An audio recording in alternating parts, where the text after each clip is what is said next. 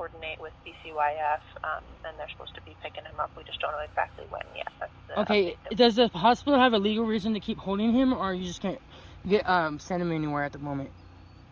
Right. We're just, well, there's not really a specific reason to hold him. We just don't have anybody to pick him up, and DCYF is working on their plan for that. I'm not allowed to pick him up, so Right.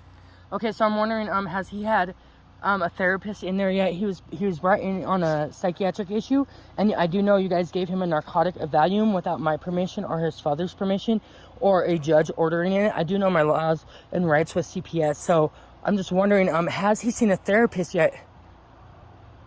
So he had an evaluation with our mental health team, with our psychiatric team as a social worker, and he did have an evaluation. Yeah, and they've been checking on him daily? Yeah, we do check in, and we have our nursing staff as well that's checking in with him, and there's somebody sitting at bedside with him. Okay, how has his behaviors been since he's been there? He's been okay. Today he did get a little bit agitated, but they were able to, to redirect him. And how did? Sorry, go ahead. He was. I wasn't there when it happened, so I don't know exactly what happened, but I know that he has been using like a tablet to watch videos and stuff, and been enjoying that. And the last note I see says that he is calm and he's calm. He's doing better. Okay, well, it's different when you have somebody who knows what they're doing. So I don't know if you know or if they told you, but he has a severe separation anxiety from me, and I do have a recorded voice message from CPS saying that I am allowed to have phone calls with my son, and they have not allowed me to speak to him. And so I don't. You guys keep giving me updates or giving me. Yesterday I was given the runaround 4 times, and so like I just hope that my son is there. The other question is why was he admitted under a fake name and then now he is under his real name? I don't know. Sometimes with the registration process, there's just a delay in getting the name updated. If, when adults come in, they have an ID with them usually. Well, Isaiah's in the system. He's been in the system. I've lived here before. And actually, registration called me yesterday. That's another question. Why did registration call me to ask me to check him in and consent to treatment if CPS has custody of him? I'm not sure. I'm not part of the registration team, so I'm not sure. Okay. Exactly.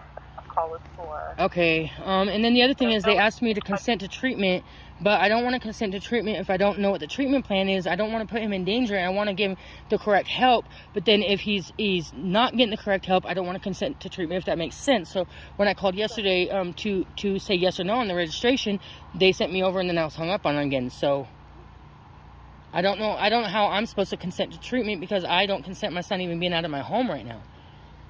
Right. I don't know what that phone call was about. I wasn't there.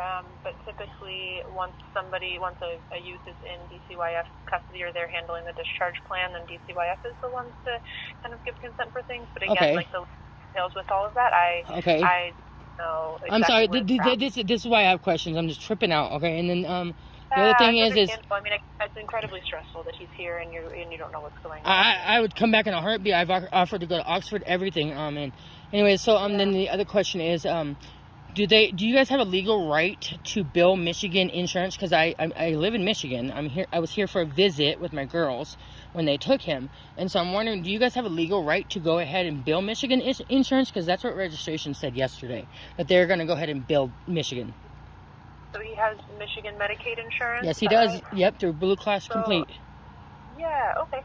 So typically, and you'd have to ask the Michigan Medicaid, I would give them a call. They're probably not open today, but tomorrow, just to verify. But typically, and again, I'm not going to guarantee or promise anything, but emergency services are covered by Medicaid.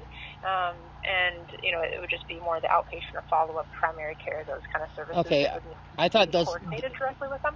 But I would definitely recommend giving your insurance provider a call to check on whatever. Okay, I just thought as soon as CPS takes them in, they have to fund everything. Yeah, and I don't know exactly what their process is, right. Exactly when they took over or the whole history behind it. So, and he's not allowed to have no visitors or anything, correct? Right now, yeah. So he's just up there alone, away from anyone he knows, any support, anything on a psychiatric issue, not being able to be let go because nobody will come get him. So he does have somebody sitting with him at all times. We call them a sitter, someone who is right next to him within arm's reach at all times, in case he has any concerns or needs, and they can attend to anything. But yes, we're just waiting for DCYF to contact us back about what time they're going to come pick him up and where they're what they're planning. Okay, and when he gets released, can you personally make sure to know where he's going, please? I'm really worried about his safety. The day before they took him, I called the police for harassment and abuse from a city worker, and now the police have been called on him in this situation 4 times now since he's been gone, and I called because of his mental health and my mental health. And so I just want to I was already told on Friday he was going to his new home on Thursday, and then they skipped the visit, and then Friday he ended up with you guys. So I'm just trying. Can you please just make sure as to where he's going? Like, do they have to tell you, or they just have to take him and go? They don't always tell us exactly. Sometimes they tell us if they're taking a youth to like their hotel program while they wait for a foster placement to open up or something. They have like a staff hotel that they can use sometimes. Okay. Sometimes they'll tell us that, but they don't always. Typically, as long as they're the ones picking them up, then they have their plan. So they don't always tell us like an address or something of a foster home. In fact, I don't think they would tell us an address of a foster home. Right. I get that. And so then the other question is, have you guys made recommendations? Do you have a point of contact with them? I don't. Unfortunately, they do not contact me. No text messages, nothing. Since for the last about month and a half, I have not had any communication other than police showing up to take my son. Okay. So I don't know, other than my son is there. I've been advocating for him, begging, like doing everything to see how to get him home, because his issue is he's got separation anxiety, and then his ADHD is really bad, like really, really bad. And then also, I had 2 CPS cases prior, and I wasn't allowed to have babysitters because I made a bad choice of friends in Vancouver. It's one of the reasons I left Vancouver and changed my life in Detroit. And so when I was in Detroit, like there's numerous times, like they called CPS on Washington. I had a FTDM with a BRS facility. I put my daughter in institution and gave up my rights to get her mental health help. And I had a wrap around with her, and I was in the hospital with tubes down my throat because I had COVID. And I just found out I had COVID, but I don't miss meetings regardless if I'm dead or not. Those are my kids. And I had my son there. I was waiting for a babysitter, and I got a CPS call because I was at the hospital with COVID, and my son was there. So my son actually, he never went with a babysitter in 3 years. He's been with me. Nobody. And the reason I left Vancouver is because I've asked every single person I know in Washington to help me with my son, and they wouldn't. And in Detroit, they have lots of programs to help people. And so, I'm just kind of worried about that. I also have a contact down in Lapine, Oregon, who has offered to take him, has a background check through the state for a caregiving position, who's made numerous contacts and is willing to come get him right now, as well as I found out this place, it's called the Stabilization Center in Bend, and they do hold children for a short term if CPS has nowhere to place them, and they will take him, and I already talked to them.